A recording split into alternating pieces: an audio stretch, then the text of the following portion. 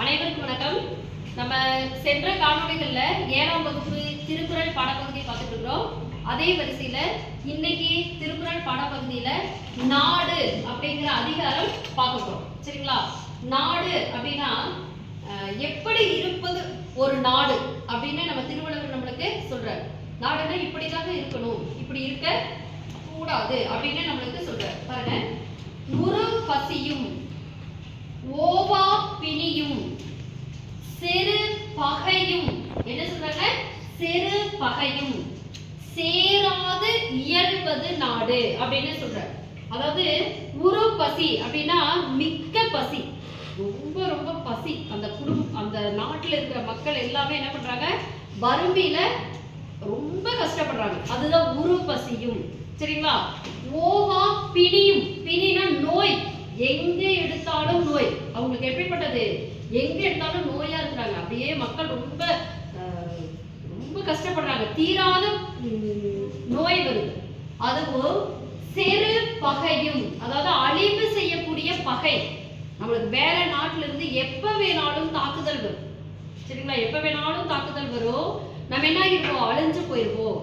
அப்படிங்கிற செரு பகையும், இந்த பகையும் சேராமல், இந்த மூணும் நம்மளுக்கு சேரக்கூடாது. நம்ம நாட்டில் என்ன பண்ணக்கூடாது? இந்த மூணும் நம்மளுக்கு சேரக்கூடாது. சேராமல் நல்ல வகையில் நடைபெறுவதே நாடாகும். நல்ல வகையில நடைபெறுவது தான் நம்மளுக்கு என்ன? நாடு அப்படின்னு சொல்றாங்க.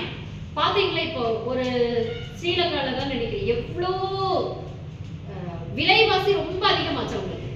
கரெக்டுங்களா? ஒரு பால், ஒரு பிரெட் அவங்களுக்குலாம் எவ்வளவு ஆச்சு? ரொம்ப ரொம்ப ஹைஃபை ஆச்சு. அரிசியே கிடைக்கல, அவங்க ரொம்ப கஷ்டப்பட்டாங்க. அதே மாதிரி நம்ம இப்போ போர் நடந்துச்சு இல்லைங்களா? ரஷ்யால எல்லாம் போர் நடந்துச்சு இல்லைங்களா? அவங்களாம் எப்படி இருப்பாங்க?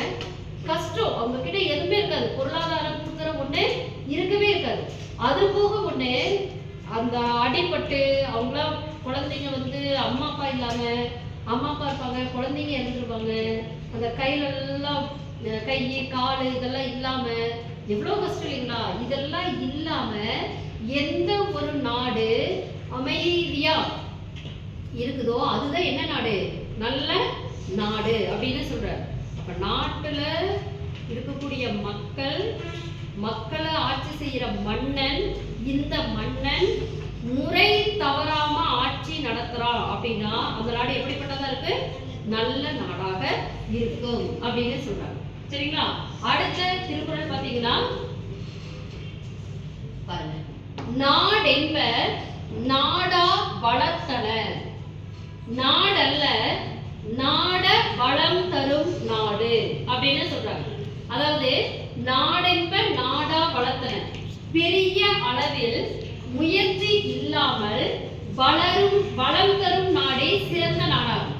ரொம்ப பெரிய அளவுக்கு நீங்க என்ன பண்ணக்கூடாது? முயற்சி செய்யணுங்கிற அவசியம் கிடையாது. சரிங்களா? பெரிய அளவுக்கு நீங்க ரொம்ப ஹார்ட் ஒர்க் பண்ணி முயற்சி செய்யணும் அப்படிங்கிற அவசியம் கிடையாது.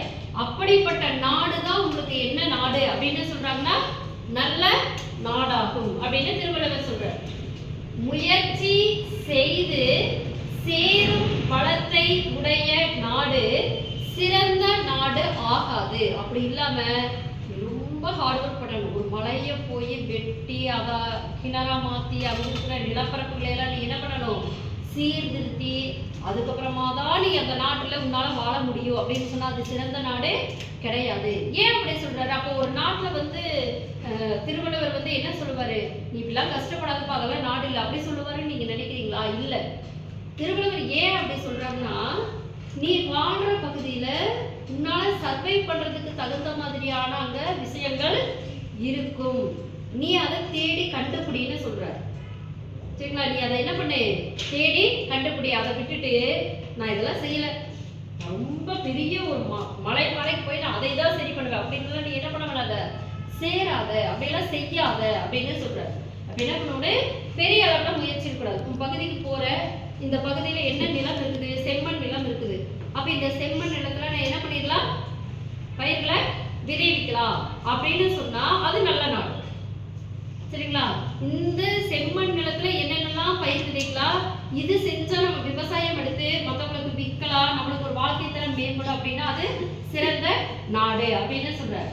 அப்ப பெரிய அளவுல முயற்சி செய்யாதீங்க, சின்ன அளவுல முயற்சி செஞ்சாலும் நம்மளுக்கு வளம் தரும் நாடு தான் சிறந்த நாடு. மற்ற நாடு உனக்கு என்ன பண்ணாது, சிறந்த நாடு ஆகாது அப்படின்னு சொல்றாங்க.